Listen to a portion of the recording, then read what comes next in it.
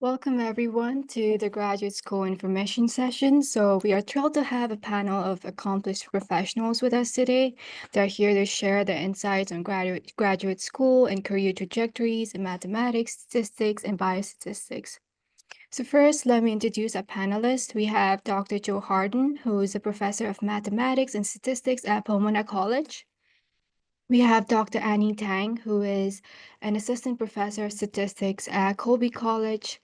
We have Ashley Mullen, a PhD student in biostatistics at Vanderbilt University Medical Center. And lastly, we have Joseph LaRocca, who's an MS student in biostatistics at Columbia University. I'm Shika, and along with Olivia, we'll be moderating today's discussion. And we invite everyone to think of any questions you may have for the panelists. You can type your questions into the question box at any time during the session, and we'll save time at the end to address as many as possible. So we'll get started by asking each panelist to briefly share the background and what motivated them to pursue this field. Dr. Joe Harden, do you want to go first?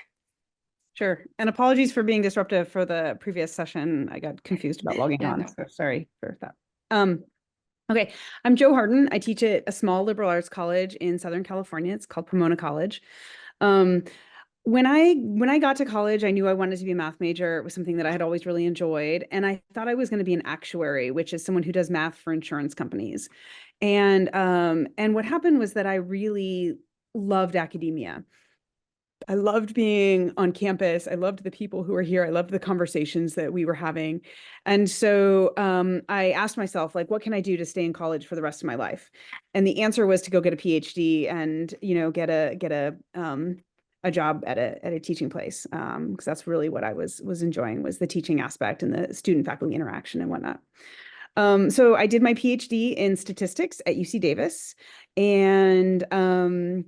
and I had a great experience there. It was a really good fit for me in the sense that I was pushed, but I was also really successful. And so I got to do things like I found an advisor who had a lot of grant funding. And so I got to go to a bunch of conferences, even international conferences as a grad student. So that was really good for me.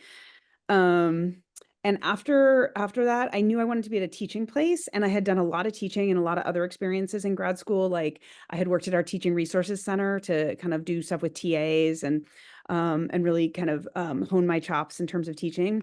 But I knew that I wasn't quite ready to jump into an academic job immediately. I only had like one publication. So I went and did a postdoc at a place called the Fred Hutchinson Cancer Research Center. It's in Seattle, Washington. And it was in the year 2000. And so the human genome had just been sequenced. And I was able to really be on the ground floor with a lot of the new emerging genomic techniques. It was microarrays back then, and now it's been superseded with things like RNA-seq. And so I spent 2 years doing that, and it really helped me get a research program going. I still do a lot of methods development for what we call now high throughput data, which is sort of genomic, proteomic type data. And then I went to Pomona College, which is where I am now. I still do research in bioinformatics, and I also do a lot of research in stat ed and data science education. And I also do a little bit of machine learning research as well. So there you go. Thank you, Dr. Harden. Dr. Annie Tang, do you wanna go next? Sure. Yeah. Hi, I'm currently an assistant professor of statistics at Colby College, so at liberal arts college in Maine. I've been here for a year and a couple months now. I got my undergrad degree at Davidson College, majoring in math and economics, and I kind of growing up always kind of wanted to teach, like from when I was very little, and then went to college, thought maybe I want to be a professor. I really liked being in the small kind of school environment at Davidson. I liked being able to just, I never looked at professor's office hours. I just went in. I just remember like never checking office hours and going to grad school. Before grad school, I took 2 years off. I worked in finance. Then I went to grad school in statistics at NC State University. So a big school. It was like the first time I had to like realize, oh wow, I have to look at office hours and when their office hours are to know like I can't just like show up and just bust into like people's offices. During my grad school, I knew I was exploring both sides, both going into industry and going into academia. I did a couple internships in the summer, but part of me always still kind of wanted to teach at a small liberal arts college. So I took a year off. I went and taught at Williams College, where Joe was actually one of my TAs. And at Williams College, and then I went back and finished up my PhD. So I graduated last year from my PhD program. And now, since then, I've been assistant professor in the statistics department at Colby College. Thank you, Dr. Tang. Ashley, do you want to go next? Sure. So right now I'm a PhD student in biostatistics, first year at Vandy University Med Center, but I ended up here through a series of happy accidents. I, like a couple of our previous panelists, did my undergrad at a small liberal arts institution, the University of Scranton in Pennsylvania, where I was a double major in applied math and philosophy. And the question everybody kept asking me while I was an undergrad was, okay, cool, you like math. What are you going to do with it? And my answer every time someone asked me was, I have no idea. So I kept trying things. I did an internship with Carnegie Mellon in their stat department. I got to work on a couple of cool projects there in sports analytics. Then I did another REU at Central Washington University, got to work on a little bit of the math behind game theory. And all of that together was like, okay, I think I want a PhD in statistics. So my senior year of undergrad, here I am sitting there writing out applications going, I want a PhD in statistics. And what do? Not that. And I decide, okay, maybe I don't want a PhD. Maybe I really liked these industry kind of gigs. I'm going to go get a terminal master's in statistics and see how that works out, see what kind of role I can get. So I go to Wake Forest in North Carolina to another small liberal arts school, and this time as a master's student. And I was so lucky there that they actually fund their master's students. So I got a TA-ship and I was grading and holding office hours for the equivalent of an intro stat course. And I realized, hey, I actually kind of like this. This is really a lot of fun. I really enjoy kind of helping students work through these cool concepts. And I'm like, okay, maybe a PhD is actually what I want to do after all. So 1 year after doing it the first time, I said, okay, let's try this again. But this time I was so lucky to have a mentor that was kind of pushing me back into the research again. And I really found my love for it again, doing a project with measuring food access and its links to preventable disease. And I thought I really like the idea of how biostatistics gives you a really real world kind of grounding for these methodological problems that we're solving. And I said, instead of statistics, this time I'm going to end up pivoting towards biostatistics and ended up applying to a couple of PhD programs in that. And here we are about a year and a half later, and I'm really excited to continue teaching research and service. Thank you, Ashley. Joseph, do you want to go next? Absolutely. Yeah. Hey, everyone. My name is Joe. Like Professor Tang was alluding to a couple of minutes ago, I was an undergrad at Williams and I graduated in 2022 with a degree in statistics. And when I started my college career, I thought I was going to go pre-med. My mom is a doctor and I always felt like I was going to go that path too. And as I went through my college career, I felt like I wanted to stay in the healthcare world, but definitely for more of the numbers side, because I also really loved math as a kid and wanted to find a way to use that in my day-to-day job.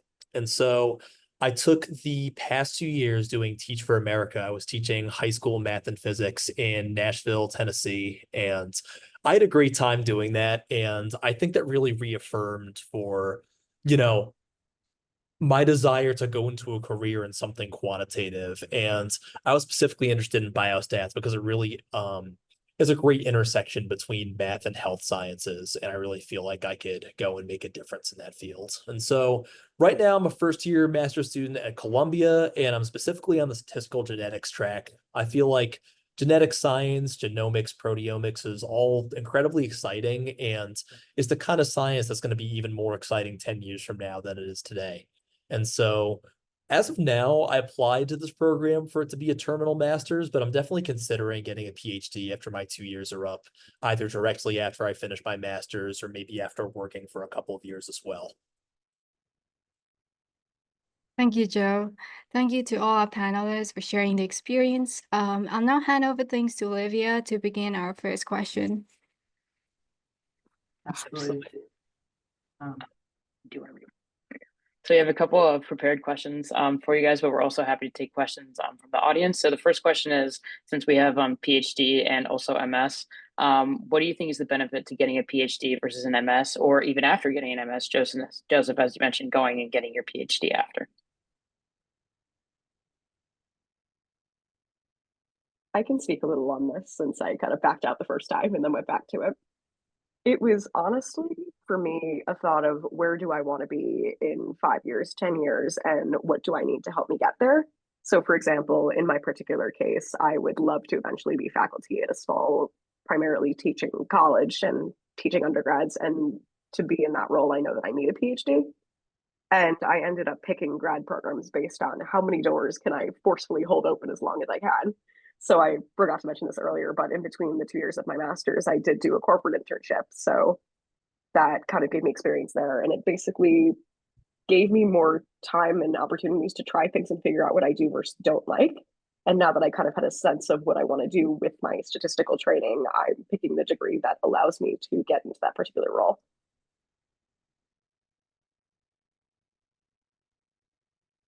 Yeah, I mean, sort of like Ashley was alluding to, I think the 2 degrees kind of lead you on different paths. So I think, a master's degree helps you both learn a new suite of tools, but it also hones a lot of skills and helps you think more deeply about how to apply the tools.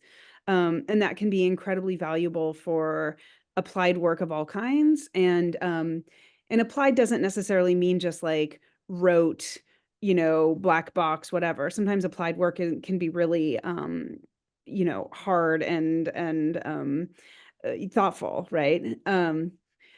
And a PhD has you typically the job is going to be really more research based. And so we often think of academia, but it doesn't have to be academia. Lots of PhD people go on and work in, the biopharmaceutical industry or work in government or whatnot. But oftentimes those PhD jobs are really like asking kind of higher level questions about, so how do we do research into this area? And instead of just applying methods, again, not in a derogatory way, but like in a thoughtful way. So I think oftentimes that's really the distinction. I want to say one other thing, which is like about paths and that there's no right path whatsoever, right? Whether you jump into a PhD program, go to master's, take some years off after your bachelor's degree, like there's a bazillion paths and they're all good paths. But I want to encourage people who are really on the fence about the PhD, in the sense of like, I really think I might want a PhD, but I should go to my master's first, that they should consider going directly to the PhD for the following reason. When you are in a program that has both master's students and PhD students, the time that you spend in that program can be pretty different. In terms of like the opportunities given to the PhD students versus the opportunities given to the master's students, again, with sort of these different outcomes in mind. And so that sometimes it's hard to figure out that you want to do the PhD if you start with the master's degree, because you're not necessarily given those research opportunities and those sort of engagement with that sort of PhD type of thinking. And so if you really are somebody who's weighing those, I think the easier path is to jump into a PhD program and really engage with that sort of learning and trajectory. And then if you decide, hey, this isn't for me, this isn't what I want to do, it's much easier to go back and be like, okay, I'm going to do the master's degree. That's what I want to do. That feels right for me. Versus the other way, which is like, okay, I'm doing this master's program and, oh, I want to think more deeply. It's much harder to make that sort of, that's my experience. So thank you. And to just kind of add on to that, another reason, more practical reason to go on to a PhD, like start off with a PhD rather than a master's, is most of the PhD programs are funded. And most master's programs are not. So if you are considering PhD at all, going to the PhD program, you're going to be funded. So in my program, I didn't really talk about this, but I actually applied to the PhD and they actually admitted me into what they called a PhD track master's program. So I took classes with the PhD students, but I was actually a master's student and not funded. And that was very unfortunate. But then I actually then went into the PhD program after 2 years. But a lot of the other students who were in my classes, well, they were PhD students, but also a lot of them ended up what we call mastering out. So they ended up taking, after a year or two, taking the masters and leaving the program. And they're all still doing like statistician or like data science-y kind of jobs and stuff. Yeah, for me, I think the key decision, I was definitely thinking about whether to go to and do a master's or a PhD program. And for me, I definitely really like the feeling of working after I was done being a student in college. And I think it was definitely appealing to me to at least try out a master's level job after graduating and see whether it was the career path I really wanted to go down. And I know there's a possibility that I get a job after graduation, I'm there for a couple of years, then I realize, okay, in order to really get what I want in my career, I'm probably going to have to go get a PhD. But there's also a good chance that's not the case. And so I think I'm trying to take it a year at a time. But Professor Tang, Annie made a great point about funding for PhD programs versus master's programs. Some master's programs give you a little more help than others. So definitely make sure that the finances work for you when you're making those kinds of decisions.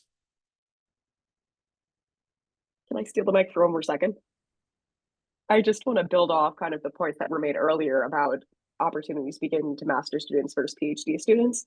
I feel like, at least in my particular case, that my program was very unicorn-like, that because we didn't have PhD students, the master students were given the jobs that would normally be given to a PhD student. So if you're considering a master's only, but want to like try it out, kind of in the way that I did, it might be kind of beneficial to look into places that don't have a PhD. So the opportunities like the conferences, the TAing, the RAing, all these things are accessible to you as a master's student.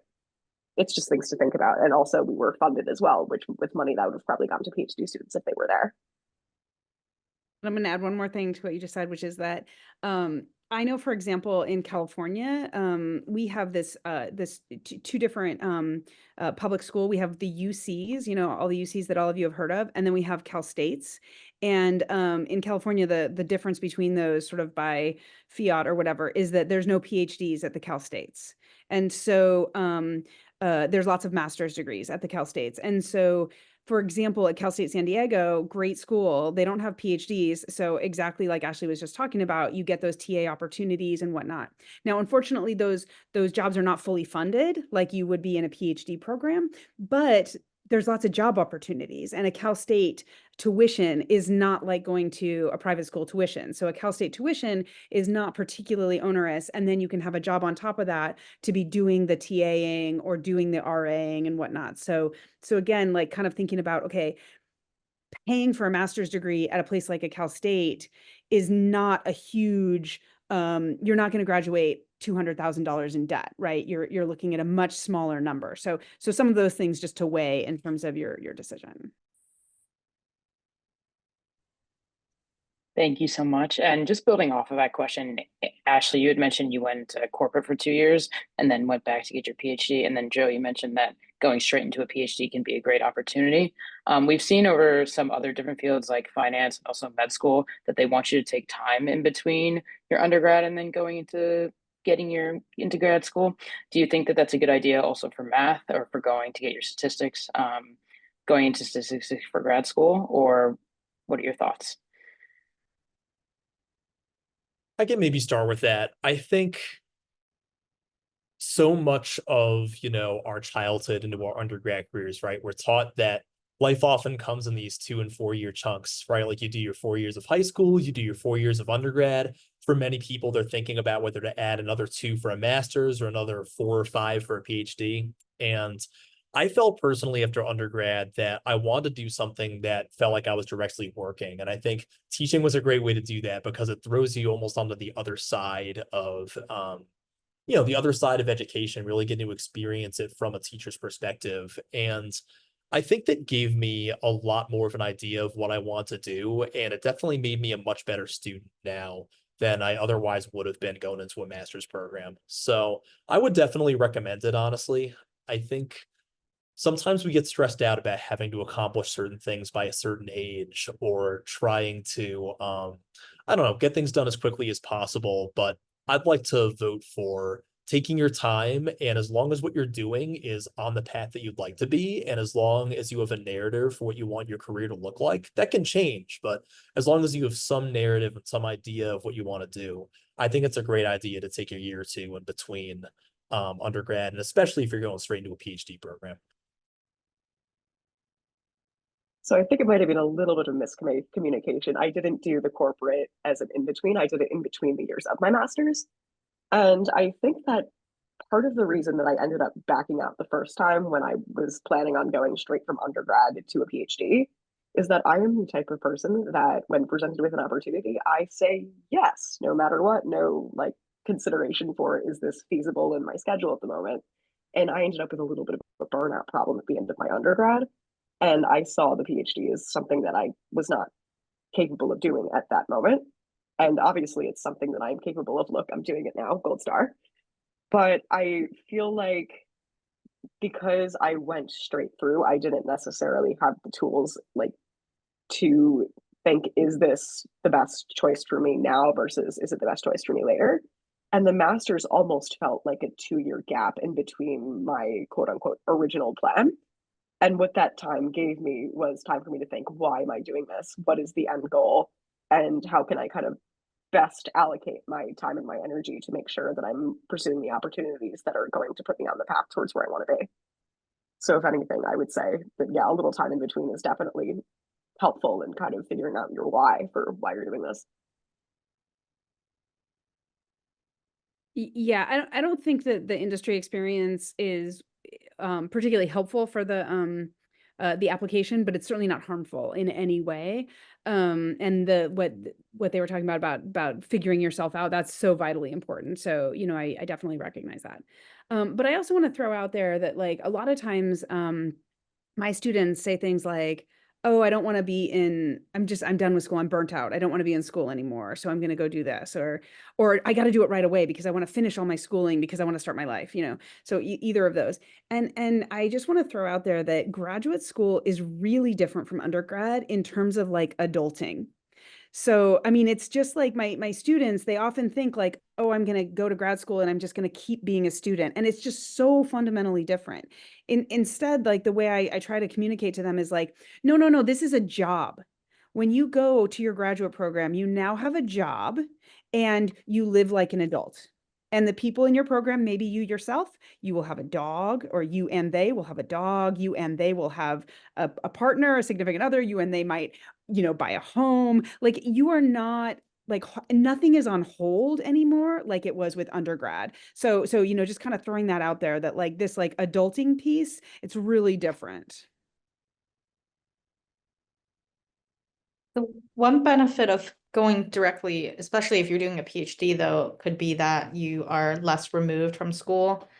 Since in PhD programs in stats, I would assume in math, I don't know, have probably lots of theoretical components to it, where if the things that you've learned in undergrad are fresher on your mind, that might be helpful.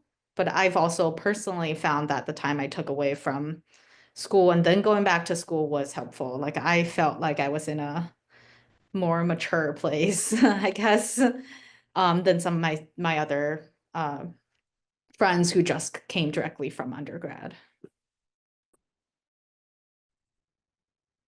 Thank you. We're going to move to a couple of application questions. One of the questions is for students that are in undergrad right now, what are activities and projects that they can do either with professors or to really bolster their application into grad school?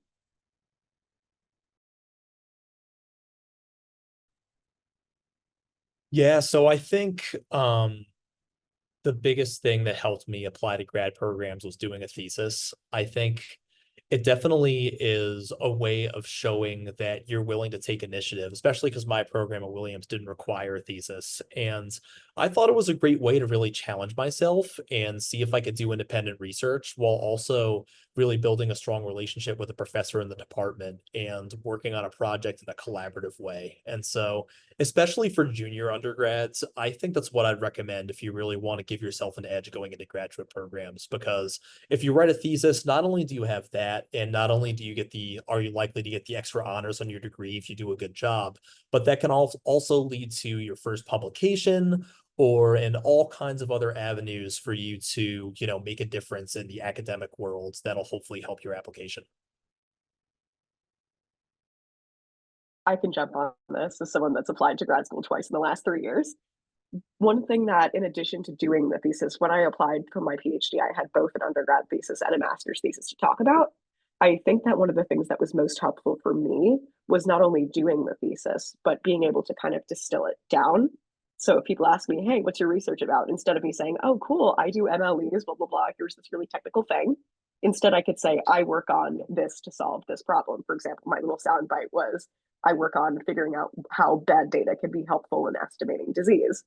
And this is actually one of those tricks that I picked up from corporate. I would do a lot of fancy quasi-Poisson models and then have to go explain to the sales team why their sales were not working out without using a single math word. But if you are able to explain the things that you are doing that are very technical and very impressive, yes, gold star. If you can explain them to a lay audience, that will be really, really helpful as you're applying to these things. So not only do it, but be able to explain it well.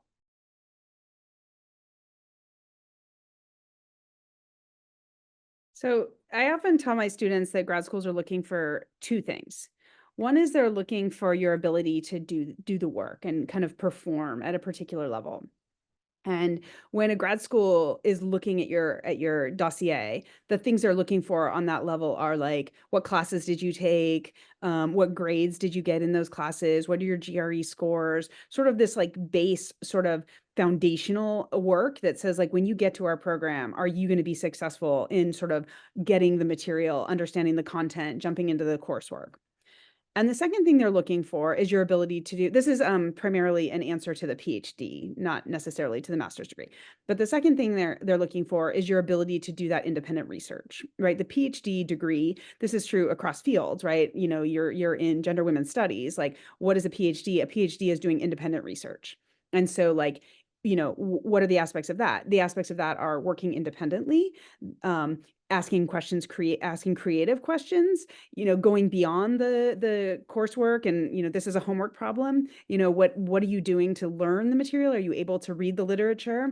And so as Ashley and Joe mentioned about doing senior theses, that really sets you apart in that second realm. Like, are you going to be successful doing a project, right? Writing a dissertation?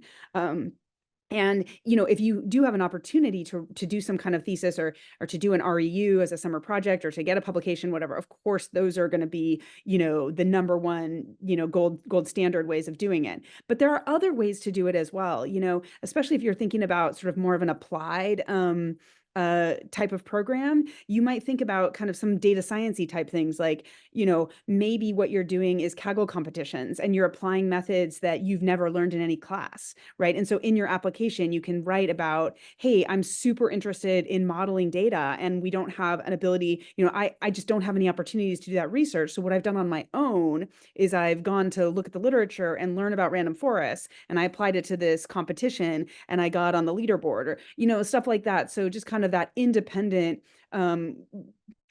pushing yourself in terms of these things, I think can look really good for that sort of second piece. Thank you. I think, Joe, you touched on this, but our next question is, what advice would you give to someone writing a personal statement and a statement of purpose for applications? Yeah, I think statement of purpose, definitely do your research, especially when you're applying to a PhD program and you're trying to do work with a specific professor. Make sure you do your homework on those professors' research areas, read some of their papers, see what specific areas they are looking at. And I would advise that for master's students too, especially if you're applying to a master's program and are thinking of maybe applying to a research assistantship with one of the professors at your school. I have actually recently been doing that with some professors in the biostats department at Columbia to see if I can work as a research assistant this next semester. So I think that's step one. Step two, try and make it compelling and have a narrative. You don't have to have wanted to be a biostatistician from when you were learning to walk, but at the same time, make sure that you tell your story. I think it's very important, just as we were talking about explaining statistical concepts to a lay audience, I think it's also important to be able to explain your story and what you want to a lay audience as well, and to say, hey, this is what I want to do. These are my goals. These are my passions. I think reviewers would get very excited. I've definitely looked at high school and college applications in the past, and I've done some tutoring with that, and I've given students the same advice. Obviously, in a master's or PhD application, your resume, your credentials are going to weigh a little bit more, but that doesn't mean the personal aspect of your narrative and the strength of that doesn't count at all, if that makes any sense. So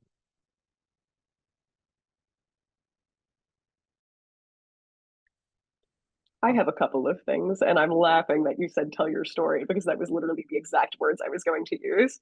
So to build on that idea, we've started to kind of touch on things like grad schools might be looking for. You're independent, you're creative with these questions. Don't say I am independent, I am creative. Try to like think back through kind of your time as a student or your time doing internships or things like that, and think of things in your life that kind of show that. So, for example, I kind of like to link the fact that I started in research counting little sea stars at the bottom of the Antarctic seafloor, which is actually kind of vile and makes me never want to swim there. And now I end up, instead of doing that kind of data, I work with other kinds of data, and I kind of transition my story that way. Rather than saying I've been at this for a while, I'll tell a cute little story about it. But again, don't be super cute. You don't have it. It's not like, that. But another thing is that you are, again, doing your research, doing your homework on these schools, on these professors, figuring out why is this a good fit for you. One caution is when you're writing these things, be very careful that you send the right thing to the right place. Like, I know when I was writing my applications, I had like a little paragraph that I would say, okay, this is going to change every single time. Say, I like Professor XYZ because they do cool research in ABC.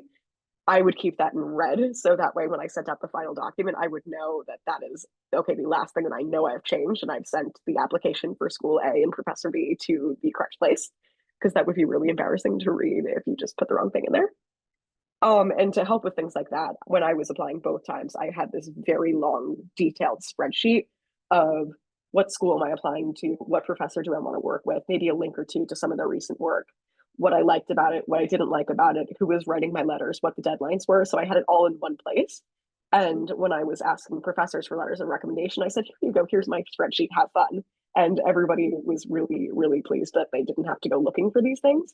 So when your professors are writing letters of recommendation, you want to make their lives as easy as possible. So that way they can spend their time and energy writing all of the wonderful things about you. And finally, one thing that I did the second time was I cleaned up a bunch of some of my earlier projects and fun things, and I put them all together into a personal website, which is not necessarily required, but it's a really cool thing to show that you A, have the technical skills to put one of these things together, and B, it's very convenient if someone hits Google and says, who is Ashley and what does she do? They see links to some of my work, some of my talks, and it's just a thing that's really helpful to have. And there's a lot of really cool and super easy to use templates on GitHub. If anybody's interested, I could probably put my contact information in the chat and help you get started with that if you're interested. That's a great piece of advice. Thank you. And a question that we have for the professors on the panel is, what do you look for in a PhD program letters of recommendation? And what are things that you've seen that make a poor letter? Neither of us are at schools that have PhD programs. So we don't get letters of recommendation. But one of the things that Ashley just mentioned about giving information to her letter writers, I'm going to put in the chat. I think people can see this in the chat. I on my website, I have a list of questions that I ask students to answer before I will write them a letter of rec. And it just says, like, how do I know you, and what were our interactions, and what are your accomplishments, and all of that. And so I think the more, and this, is sort of what they talked about, both Joe and Ashley talked about in there when you were talking about writing your statements, is like the more examples you can use, right? Show, don't tell. And the more sort of like very specifics that can be used in those letters. This is the best student, they're great, they're independent, they're creative.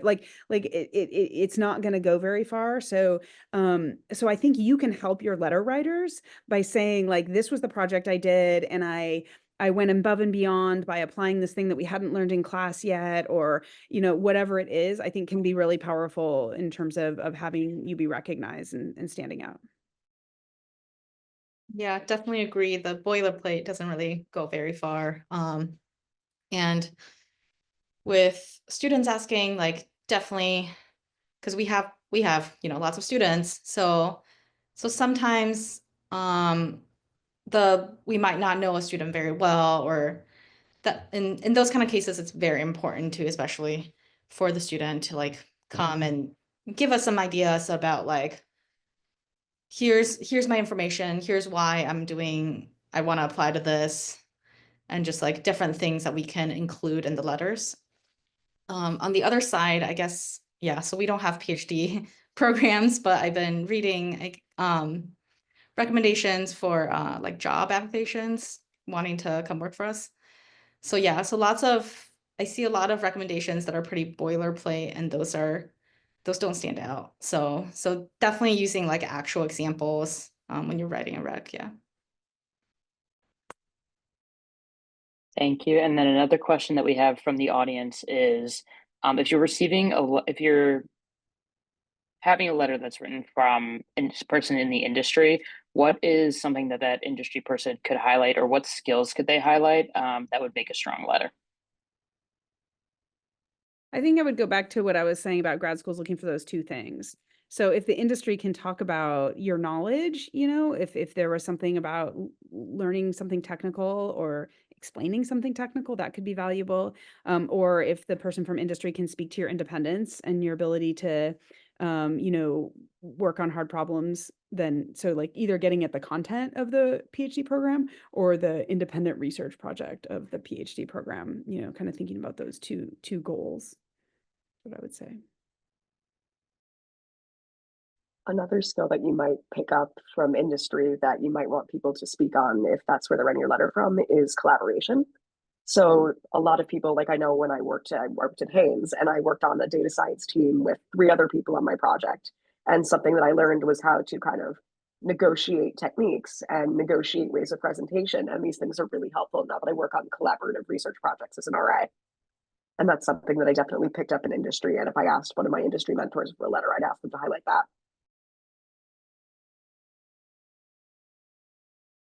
Okay, thank you. And then another question that we have for the biostatistics students, what do you think are the advantages or disadvantages to biostatistics rather than a general focus on statistics? It's a great question. I think it's great if you're looking specifically for a career in healthcare or somewhere in a similar realm. I think if you do general statistics, I think it's a little bit more versatile. And you can apply to a wider variety of statistician or data science roles. But that said, biostatistics really is the place to be, in my opinion, if you know what your specific focus is already in terms of statistics. I think I also get a lot of questions about biostatistics versus data science. And my biggest advice on that would be, if you have a biostats degree, you'll be more qualified for data science jobs than you would be for biostats jobs if you had a data science degree. So I think if you're debating between those two and still don't know yet, and you're like, I want to work in health data somewhere, I think there's a really good case to be made for biostats.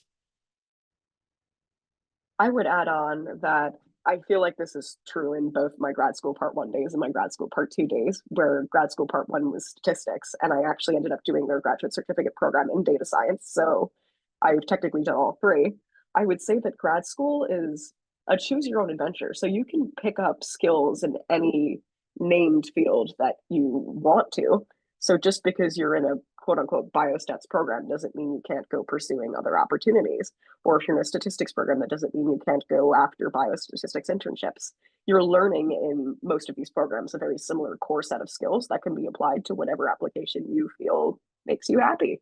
Like I've done applications in music and sports and health. And I would say that my training in all of them has been very flexible and able to lend itself to whatever application I choose. I think the degree matters much less than you think it does. There are some incredibly theoretical biostatistics programs out there that are, all measure theory and, proofs and all of that. And then there are some really applied statistics PhDs. So, I just think that the programs themselves vary so much, and really finding a program that's a good fit for you in terms of your background and what you want to do is, more important. Awesome. Thank you. So I think we only have time for really a couple more questions. So if anyone has any more in the Q&A. But one of the questions I think we should also wrap up with is, what is your best piece of advice for people either applying to grad school right now or thinking about grad school? What's your best piece of advice? Top of my brain, so I can go. Don't be the kind of person that says no to yourself. Let other people say no to you. And if you see an opportunity, whether it's a job, a grad school application that you feel only mildly qualified for, apply anyway. Let them tell you no. It is not your place to tell yourself no. I love that. My advice is really about program fit. And so I would imagine that maybe some of the students who are on the call right now are thinking about data science programs as well as statistics programs. And data science programs are even more variable than statistics programs. And so one of the things that I really push my students to look at are the prerequisites, and thinking about, okay, if both in terms of like your ability to get in, but also your ability to, or not your ability, but also your desire to want to be there, right? So, so if you're like looking at a data science program and they have no statistics prerequisite, no computer science prerequisite, no math prerequisite, and you're like, all right, I'm going to get in because, there are no prerequisites. Like, that program is probably going to be like a management program or some kind of like business analytics program or something. Like, do you want that program? Like, if you don't do any math in the program or any computer science, you might not want to be there, right? So it's not just about getting in. It's like, okay, do these prereqs both fit what I've done, but do they also fit the direction that I want to go? I mean, same with the real analysis end. So you took real analysis, in college, and you're like, okay, I'm ready to go. But if the program requires every single person to have taken real analysis, what does that mean about the coursework and about the expectations? And so really just kind of looking at those prerequisites carefully and thinking about what that means in terms of your fit.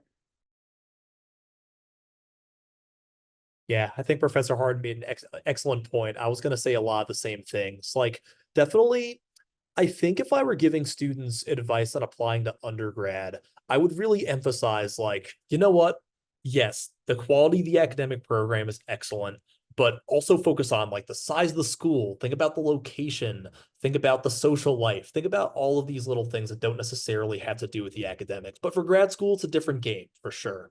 Absolutely evaluate the academic programs because they have a much larger variety than you would typically see in undergrad. Like, as Professor Hard was alluding to earlier, there are many stat programs that are super applied and many biostat programs that are very theoretical and everywhere in between. So I would agree, look at the prerequisites and also look at a sample course like a sample course distribution for both a master's student and a PhD student, depending on what you want. And don't be afraid to ask questions. So send the Office of Admissions an email, go to information sessions, do your own research for sure, because I think if you do that, you'll be more likely to fit a program that fits not just what you want, but also where you are right now. And current grad students are very friendly. Talk to us too. We're happy to help usually. Yeah, I was Absolutely, gonna yeah. gonna add on that too, to definitely reach out to people that you know or you don't know, or reach out to the people you know who can then help connect you with other people who have been who have done things at these schools, or know people who have been to these programs, been in these programs. I talked to a whole lot of people who were in stats when I was applying to grad school, and that was very, very helpful. In regards to the what Joe was saying about different location and different programs. So grad school programs also have different size things. as well. So like masters are usually bigger than the PhD programs, but for PhD programs, like NC State is a giant program, meaning like your classes, in my classes, I had like 30 students, like in my grad school classes who are with me taking the same class. That's a totally different experience than if you go to a grad school who has only, 10 PhD students or 5 PhD students each year. Your cohort's a lot smaller, and that's a totally different experience. Thank you so much. I think we're at time now, so we just want to thank all of the panelists, Joe, Annie, Ashley, and Joseph. Thank you so much. And we also wanted to thank our sponsors, the American Statistical Association, the Consortium of Advanced of Undergrad Statistics Education, and the ASA section of Statistics and Data Science Education. Thank you all so much. I guess we'll pass it back. All right, we'd like to again thank all the panelists for sharing your wisdom, advice, and also experiences. I also want to thank our MOOC moderator for that session, Olivia and Shika. In respect of time, we're gonna just move on to our next panel discussion, which will be focusing on the career in statistics and data science related areas. I think I already see our student moderator Taya and Leah from Wellesley College. There already. And I can see all of our panelists already online. So Taya and Leah, feel free just to take over. Hello, everyone. I'm Leah Valentiner, and Taya Rogers and I will be moderating the careers panel. Before we get started, we want to thank the sponsors, the American Statistical Association, the Consortium for Advancement of Undergraduate Statistics Education, and the ASA section on Statistics and Data Science Education. So thank you to the sponsors. All right, and now we'll welcome our panelists. So first we have Claire McKay Bowen, who is a senior fellow at the Urban Institute and an adjunct professor at Stonehill College. And second, we have Catherine Chalikian, an associate data scientist at the Johns Hopkins University Applied Physics Lab. Next, we have Liang Zhang, an economics PhD candidate at Boston College and former research assistant at the Federal Reserve Bank of Boston. And last but not least, we have Tondi Steele, a senior analyst at New Balance. So welcome to all of our panelists. All right, to get started, could each of you just give like a brief introduction about yourself and what you do? And maybe we can start in the order we introduced. So start with Claire. Hi, everyone. I'm very excited to be here today. As Leah just said, I am a senior fellow at the Urban Institute, which, just to give a brief introduction of what Urban is, it's a nonprofit public policy research institution headquartered in Washington, D.C. We look at social and economic policy issues, and that ranges from like housing, tax, justice, education, so on and so forth. I specifically work on data governance and privacy. I'll actually be heading the new area, what we call practice areas, that be launched out in the start of 2025. So looking at how can we properly give access to confidential information that will inform public policy. So like one of my biggest projects is working with the IRS, because taxpayer information can be very valuable in forming, tax policy plans, especially with the recent outcome of the elections. That's going to be a very hot topic in the coming years. And so trying to figure out how policymakers can make more informed decisions based on data. I'm also interested in science communication and figure out the equity aspects of better data access.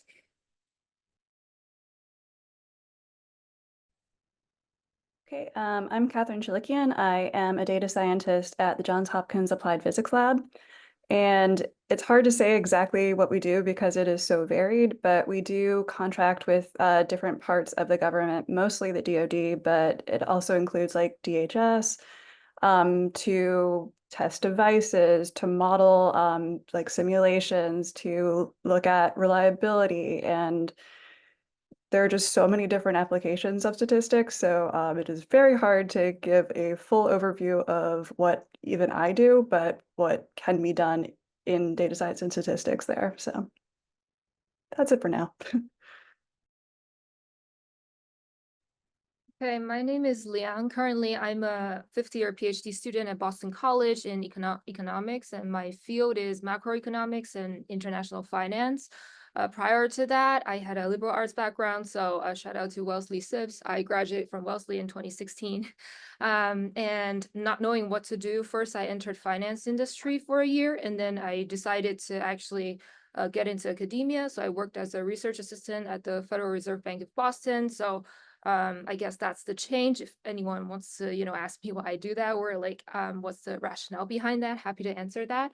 And I entered grad school in 2020. So far, I think I'm still like a, kind of in between student and, having a real like job or a career. So happy to offer any advice. And, like the previous panel, I can also touch on grad school, like on that aspect. A lot of people wants to apply to, PhD programs. That's also what I can, share some insights on.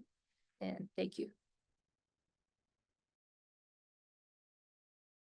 So I think I'm next. I'm Tandy Steele. I graduated from Williams College in 2022, where I studied statistics and Chinese. And right out of college, I started in consulting at a firm called Tracy and Company, which was a growth strategy and consulting firm, and innovation firm, And I loved the idea of like sprint work, really fast-paced projects. Wasn't ready to commit to an industry yet. Wanted to see what was out there, and also wanted to pair my liberal arts education, which really taught me how to think well and how to approach problems with some business skills, and got to do this for 2 years at this company, worked in retail, a little bit of med tech, and then I primarily worked at building materials at this company, which is a super exciting actually area to be in right now. And so learned so many skills at this job. I'd say one of the biggest ones that is still really relevant for me today is just how to use all the data and all the research you have and come up and create a really impactful story. And just how you tell a story is going to change depending on who your client is and who your audience is. So worked there for a few years, and then New Balance was always on my radar. I live in Boston. I'm a huge track and field fan, and just have experienced like the cultural kind of impact that New Balance has had. And so when I had the opportunity to make the jump, I took it and have worked on the corporate strategy team since the beginning of the summer. I primarily work on apparel initiatives. New Balance started in 1906, and apparel didn't start till I think like the late 70s. So it's a really new part of the business comparatively so, and lots of good change to be made here, and it's making for a really exciting time so far. So I don't directly work in stats, at least especially not in this role, but think there's a lot that my stats major and stats background has helped me in terms of approaching problems, and happy to share whatever's helpful. Thank you all so much. It's exciting to hear about from people with different backgrounds and very different roles. Some of you touched on this to very extents, but could you tell us about what your day-to-day is like and what are the problems and projects that you work on?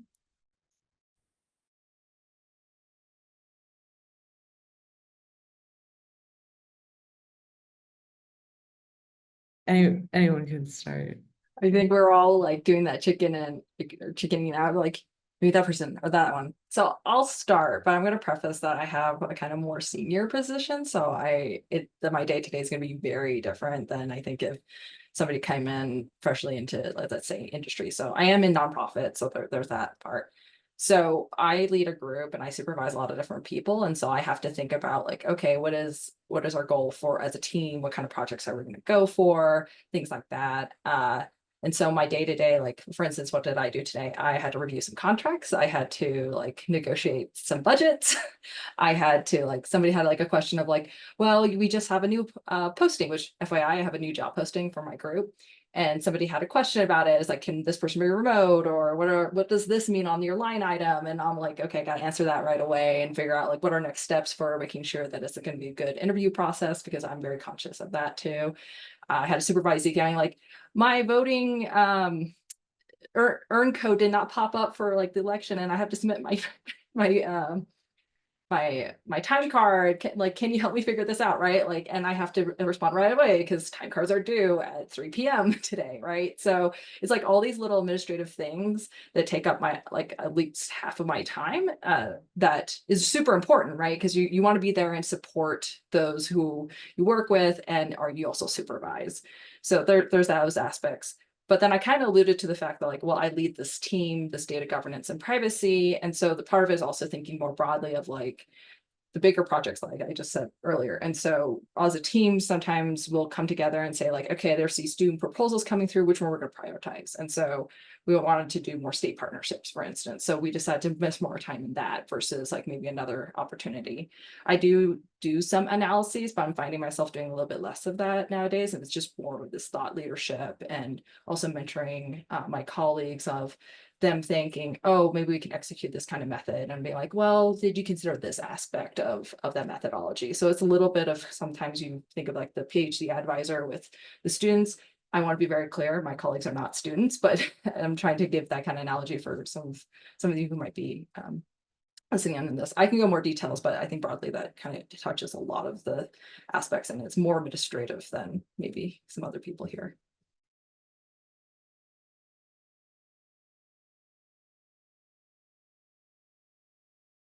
Sure, I can talk about a little bit about my day-to-day as a PhD student. So I think the good part of being in grad school is your time is kind of flexible. Usually, like I kind of cluster my teaching duties, be TA for principles of economics on Monday, and then holding office hours, and then teach 2 sessions. That's basically a typical Monday for me to look like. And then on Tuesday we have various reading groups and a dissertation workshop, a paper by other economists, or you present your own research. Usually it's on Tuesday, and then from Wednesday to Sunday usually is for your own research time. You can attend different seminars, say in different fields. For example, for me, I always go to the macro international finance seminars, which we invite other professors in other colleges to come here and give a talk. So based on your interests, you can choose them. And when you're a little bit senior in the PhD program, you also have some administrative work, say, take out the speaker, talk to them about your research, which is pretty beneficial, and, have lunch with them. And the rest of the time is like by you have to distribute it for your job market paper, your other project. I think in stats, it's a little different because you work on, probably there's multiple projects, but I don't know, the job market paper is more, an econ thing or no. But yeah, like I like the flexibility of it, but it's still a lot of work, because teaching something could come up really easily, like a student request for office hour, or a seminar you have to attend, you have to talk to the speaker. So actually it's more like you do your research in between these tasks. Yeah, so that's a typical day for week, I guess, for me. That is kind of, oh, sorry, do you want to go? No, you go. I was just going to say that my, I guess, week resembles that, where like I try to group like the meetings and like the tag ups that we have to like touch base on my different projects, because I'm on 4 projects, which is pretty normal. And I try to get a lot of the analysis or more analytical stuff done like during the week, if I can.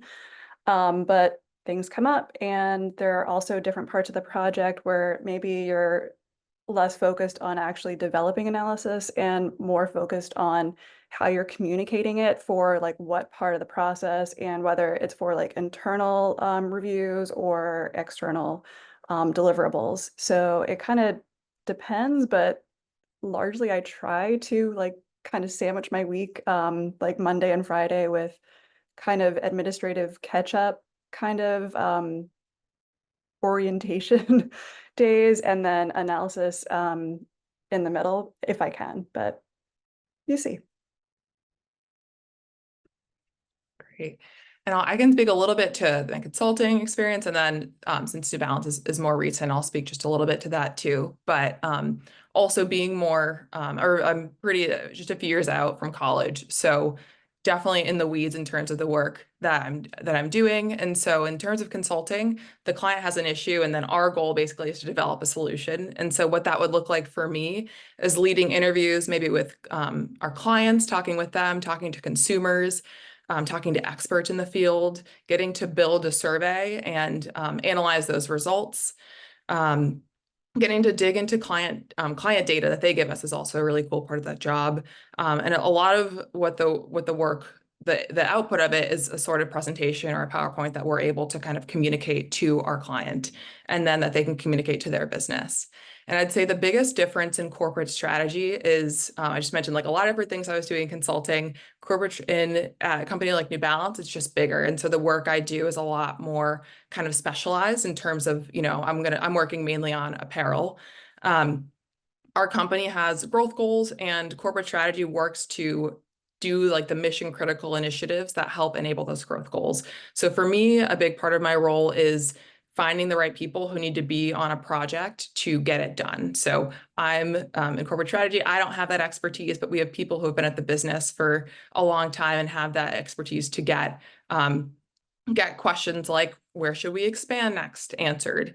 And so a big part of that is, bringing the people together, and then also putting your own strategic lens onto the problem to drive it forward and essentially get those really hard business questions answered.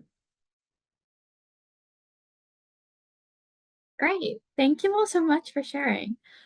So I just wanted to say that anybody listening, if you have specific questions that you want us to ask, you can put them in the Q&A and then we'll try to answer them.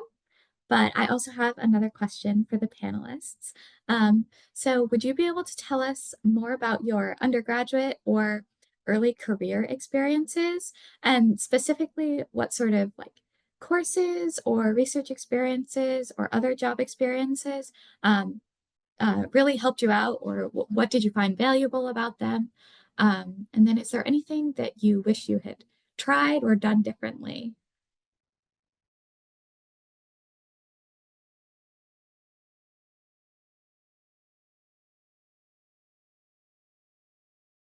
And we're doing the chicken thing again, so I'll go back.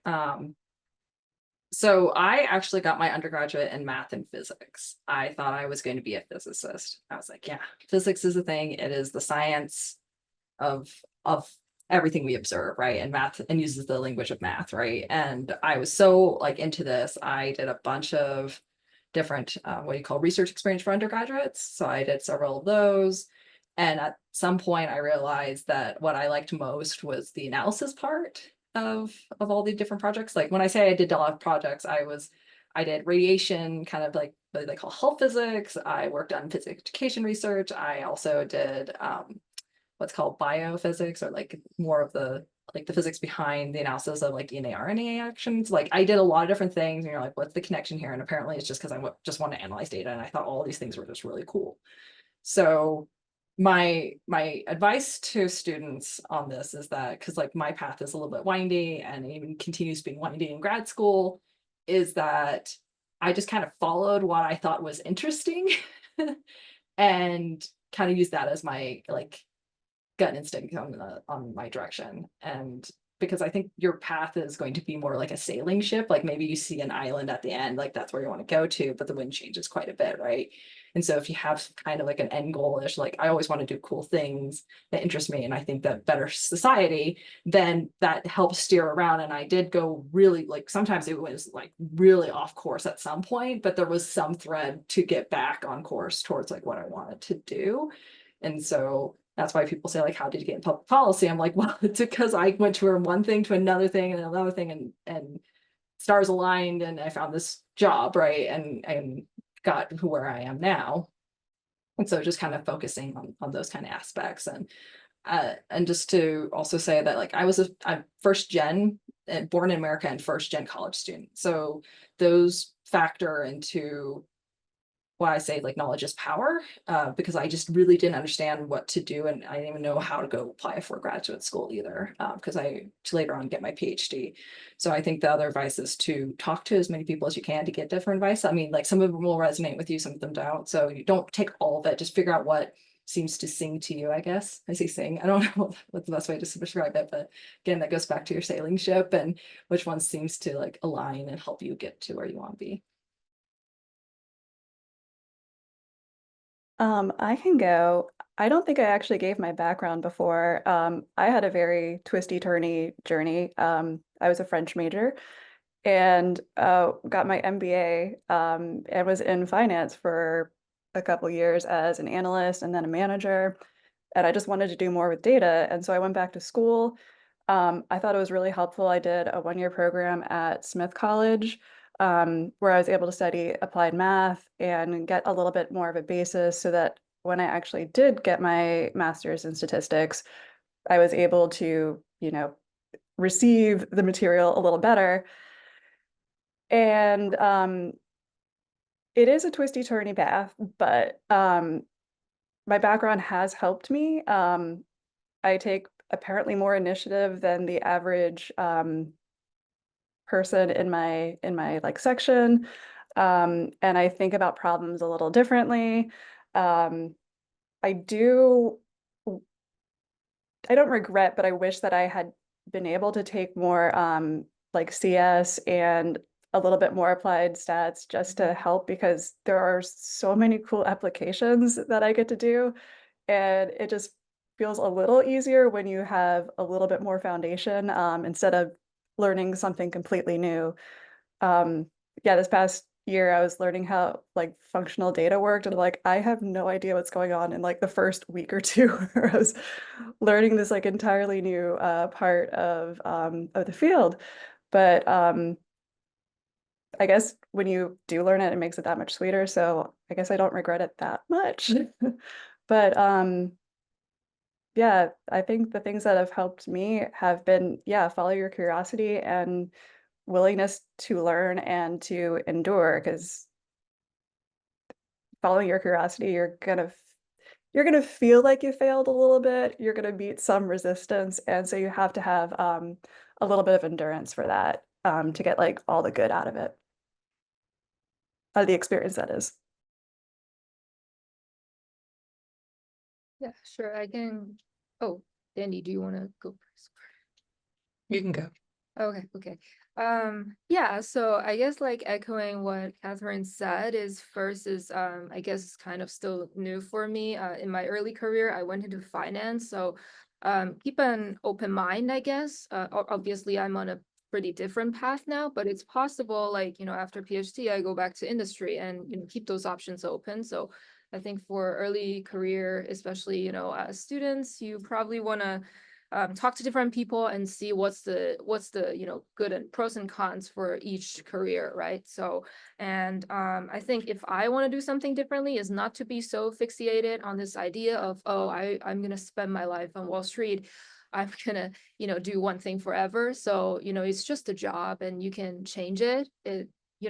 When you're thinking, maybe I should make a change or something, that's probably it's probably good to talk to the people around you, and then just keep an open mind, like be able to embrace changes, I think. Second, I would say also echoing what Catherine said, taking challenging classes. I think this is a thing, at least what I experienced at Wellesley, because we had this grade deflation thing. So it kind of discouraged people from taking really hard classes, because yes, when recruiters see you, they see your grades, and then if you take, say, a really hard class and then you risk your GPA getting, tanked. I definitely feel that fear, but in the long run, I think finding a good job or having a good start on the career, you getting a 3.8 or 3.6 is less, matters less than you actually have a set of skills. So, for example, like I took functional analysis. I was a math and econ major, and then it was like one of the hardest courses I've ever taken. It definitely like tanked the GPA, but in the long run, in the grad school, you definitely need that class. Like if you cannot survive with how, previous panel was taking real analysis. Yes.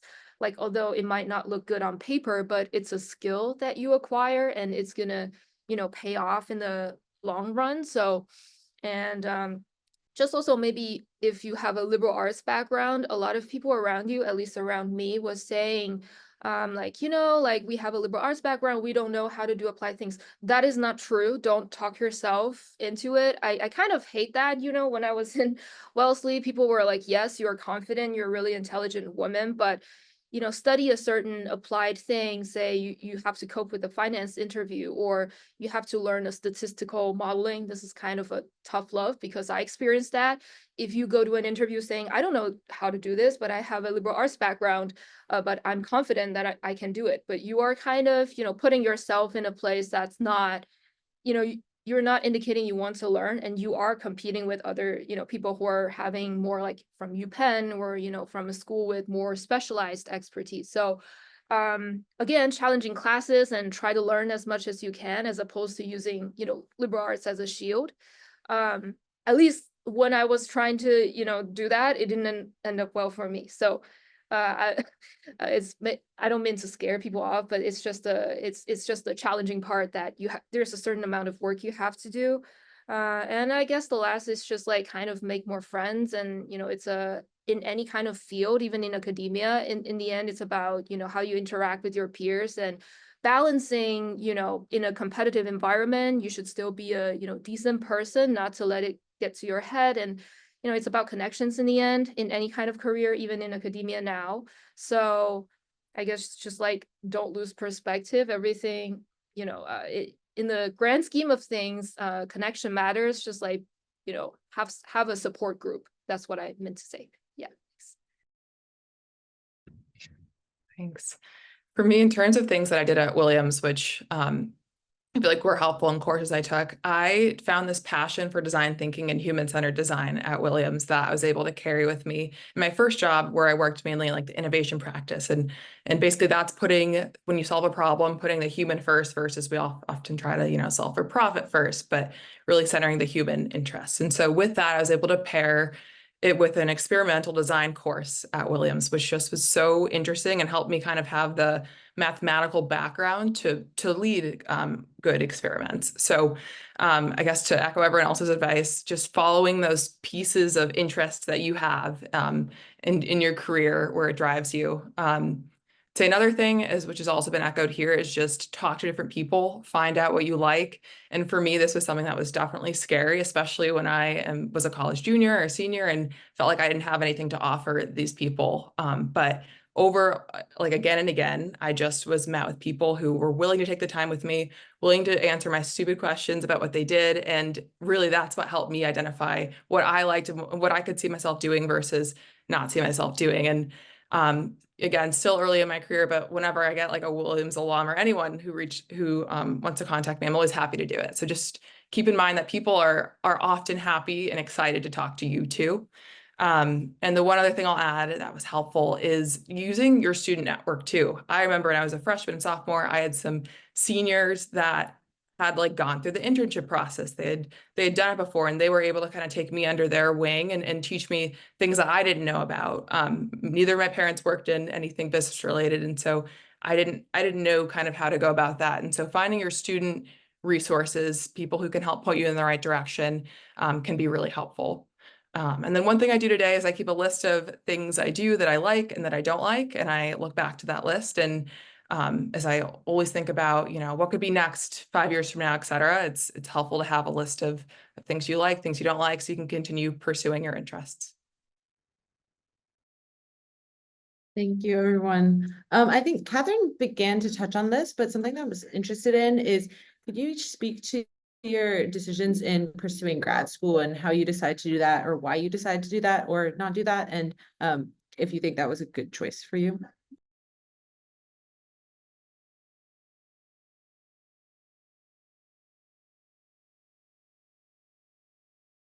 I can start, I think. So I decided to do a master's in statistics. Partially, I decided to do grad school because I couldn't just do a second undergrad experience. Also, that's probably socially like a little bizarre for everyone involved. But I was applying for PhD programs and or master's programs, and I decided on the master's because I had already been through a master's before, and I already knew how much effort and it takes to get through it, and it's going to be that much more for a PhD. And at the time, and even now, I don't have the best reason. Like, I don't have something that I want to study at the PhD level. And so I didn't think it wasn't as important to me to get like kind of a prestige degree when I didn't have like the why behind it. But the master's, like, it gives you like a solid foundation. And I was going to reassess. And at the end of the master's, I'm like, this is great. This like hit everything that I wanted. I got a great job out of it at the end of it. And I still think like a PhD is possible, but I want to be excited about it and have something that a reason for it and not just I want to be called doctor. So that's mine.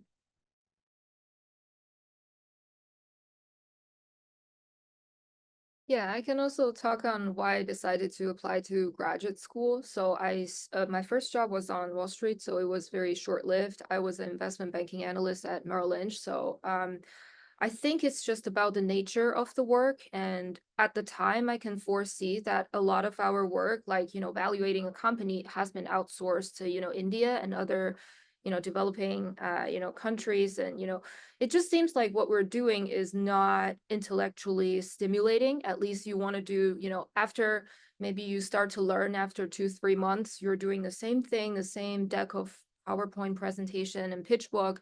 But it comes with, good, pay. And if that's important, people should, really, although a lot of people don't talk about it, but I think pay is definitely an important thing, to consider when you decide to apply for grad school or not, because it's, 5 to, at least for econ now, is even 6 is the standard, 6 years of your life.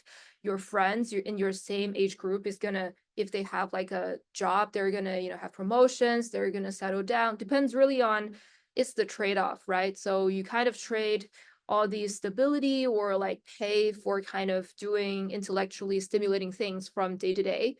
And I still think, so that's why I kind of have to prepare for grad school in econ. I think maybe the econometrics field more resembles stats in some way. But now the standard is you have to, do some sort of research assistant work either at a university or at like a policy institution, such as maybe where Claire worked at, and where Urban or DC has a lot of Brookings and AEI stuff like that, and then apply for grad school. So the my research assistant job at Boston Fed is purely preparation for grad school in order to get into a decent program. Just wanted to remind you, at least for my experiences, I had all this preparation. I also wrote an undergrad thesis. I applied for 26 program, just got in once, the one that I'm currently in. So also mind you, you need some preparation, and grad school nowadays is super competitive. But again, like I think it's a great path for people who really values, I want to do something different every day and keep doing research. It comes with, stress, you kind of limited yourself in the way that you cannot do a lot of, the jobs that other people are holding. Like you have this degree now, you're kind of indicating I'm only interested in academia, like teaching jobs or certain, policy institution where you kind of do what you're good at. So I do not see a lot of people make a transition from, a PhD into industry jobs, such as, can I go back to as an investment banking associate? That's just like completely probably, you have to, there's a amount of thinking you have to do and some opportunities, years you have to let go. So just want to caution everyone before entering grad school, again, talk to people, thinking about all the aspects, the pay, are you, and to be honest, PhD is like 10 times harder than what I imagined when I was doing the research assistant. Absolutely. There's so many difficulties that I did not foresee, even though, so yeah, just want to put it out there. I want to clarify something really quick. I don't think people took it this way, but I don't think a PhD is a prestige degree. It's just that if I were going to get it, like it would just be for me to get a doctorate at this point because I don't have a reason. I am so in awe of people who get a PhD. That's all. Well, I interpret it the way you said, it's the latter, Catherine. So again, just building on from other things and trying to get different perspectives. So it is really tough. So I actually was married at the start of my PhD program. And so another thing to think about is your work-life balance, because it is a super demanding process, right? And it is also financially burdensome. So like, actually a common question I get is like, how do you support yourself? Because you do get a stipend, but it's very small in things. And so I do tell people very upfront, and it's like, I had a much better experience than some people because my spouse was an engineer. Like he worked full-time as an engineer. And so I had that kind of more financial stability. I also won a fellowship and like a major one. So that covered my time. And so I didn't have these other burdens.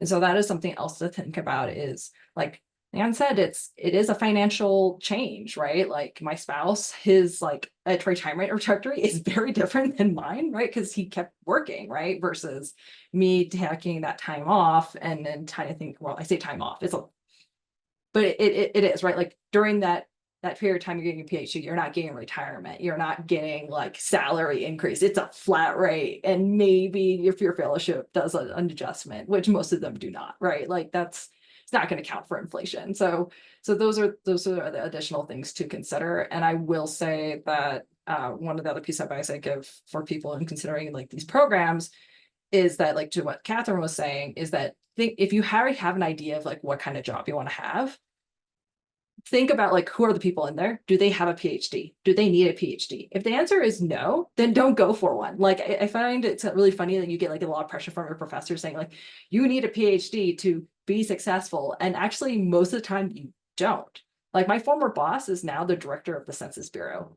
He has his master's. He does not have a PhD. Everybody assumes he does because he's at this level of his career, but he doesn't. And he's doing amazing work right now. And now is in a president appointed position, right? Like that's something to, again, think about, like, what is it that you're actually going to gain as a PhD? And it turns out like, other than like maybe satisfying your intellectual like stimulation or trying to answer a cool question or something, then it might not be worth it. And I have a colleague who actually got his PhD in his 60s because he had a full career. And then he's like, you know what? I want to satisfy the intellectual like itch. And so he went and got his PhD, and he actually did a postdoc too. So it was kind of funny. He was like, this is Dave. He's our postdoc and he's in his 60s. And so some people were like, thought it was a joke. And it was like, no, Dave got his postdoc, later on, because that's what he wanted.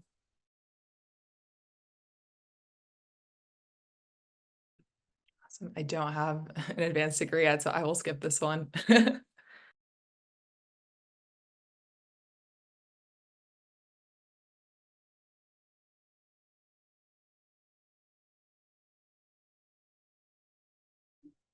Yeah, I guess something that was also alluded to was that like data science, as Catherine was talking about how there's so much to learn, or statistics, data science, like these fields are constantly evolving. Do you ever like, how do you stay up to date with the methods? Is this something that you have to deal with in your day-to-day, and how do you continue to learn?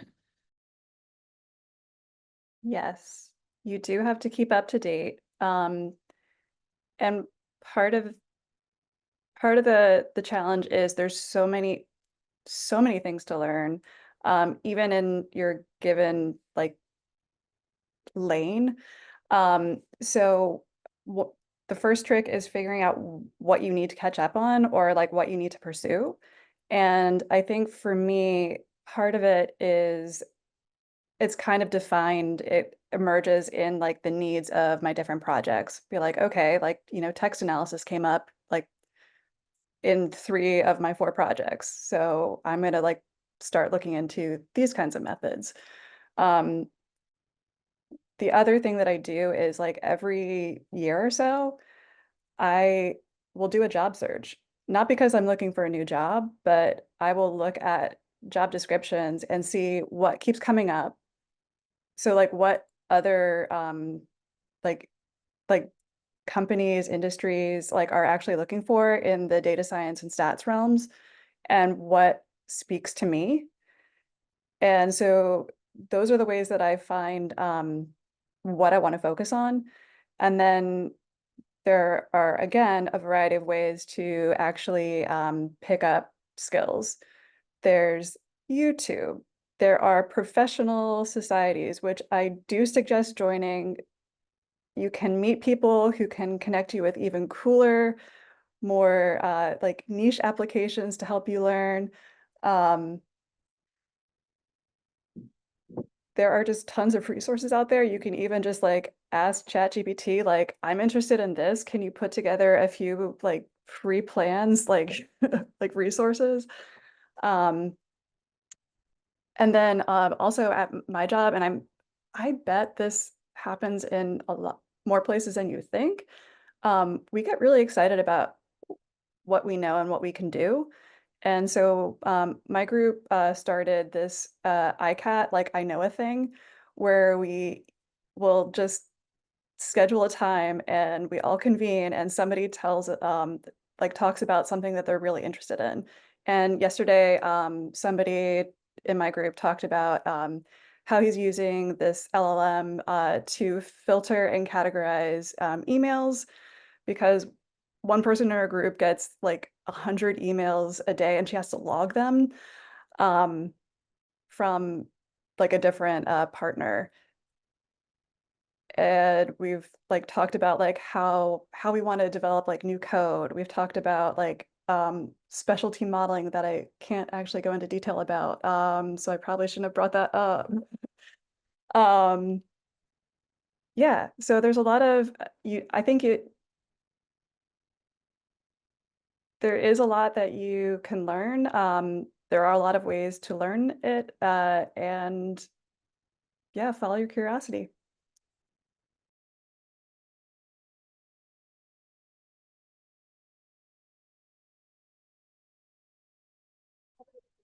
Is there anything anyone else wants to add, or is that less relevant to others? I'm just gonna plus one to Catherine said about like getting together, because like I'm part of also the data science team too, and we have a show and tell with the research programming and communications data viz team. So it's like a way to bring together the people with overlapping skills, but they're different. And so show and tell can be like, here's a new way to do this kind of Quarto document feature, or one of them was doing like how we do like a story scroll for some of our news features, right? Because that was from the data viz team, from our comms side. And so that's one way for us to stay alert about like what is available. And then if you're like, oh yeah, I remember that so-and-so did this cool thing, I want to ask them like how they did that and learn it. And so that's how one can learn knowledge. And we also at Urban have what we call users groups. So we have like different groups across Urban, like there's Python users and Stata and things like that, where we kind of come together and try to share knowledge and ask questions. And some of it's me because I don't code it very much anymore, but I still occasionally code. And I'm like, so I forgot how to do this again. Can somebody help me? Right. And it's like way faster with somebody answering there than me trying to figure it on the internet. So even with like Chat GPT and things, because Chat GPT doesn't always get it right either. And so yeah, that's how I stay up. That's great. Thank you. So just we're almost at the end of our time for the panel today. So maybe we could just go around, and if you have any like final pieces of advice or things you wanted to share that maybe didn't come up in a question, you could share those. This has already come up, but I want to be explicit. Like, talk to people, and when people that you are in positions that you want, like, offer to help, take them seriously. Like, take them up on their offer. Like, they're willing to help. We're willing to help. So don't talk yourself down. Let others say no to you. Don't say no to yourself.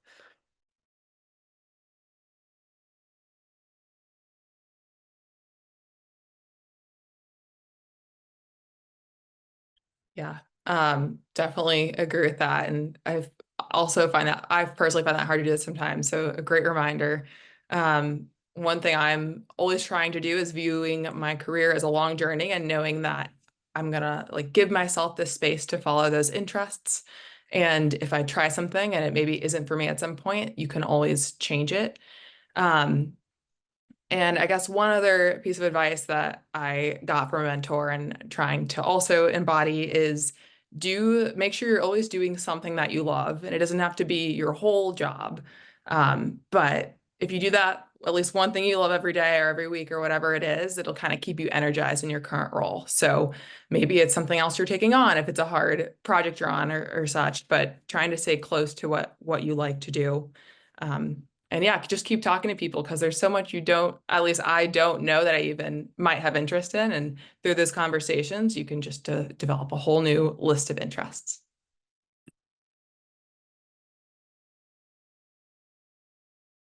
Sure. I can touch on just like, the flexibility part is really important to keep an open mind. As I say, had I not keep an open mind about, being in academia, I wouldn't end up here today. But now even, perspective change as your experience change. Because, like, I don't know, 8 years ago, I think finance is like, it's just this repetitive thing that you kind of do from day to day. I'm not interested in this aspect of finance where there's a lot of repetitive things. But now thinking about it, as a PhD student, there are also good opportunities in, industry. Say, if you want to, talk about macroeconomy at Bloomberg or, other financial firms, but in a more strategic role, yeah, just like keep your mind open. Those are, there might be a lot of twists and turns, and then just like allow yourself to, think about different possibilities. And just like follow what you kind of want to do, echoing what Sandy says. It doesn't have to be your whole life. And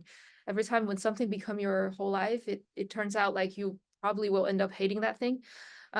So I kind of have a clear separation of your, I guess, work and your life. So yeah.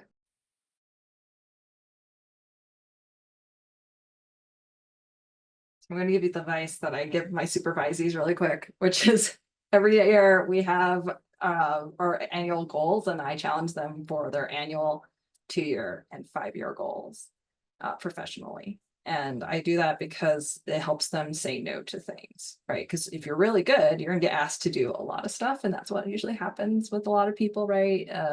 They have a really hard time saying no to things, and so figuring out strategically what to say yes to, and that like windy kind of like path that I think is all what we all have said on the panel is going to be super helpful. It doesn't have to be like super specific about what you're going to do 5 years, but to say broadly, like I would like to be a thought leader in this kind of area. I would love to help inform these decisions, right? Like something that can get in your mind of like what you might envision yourself is going to help you along the way.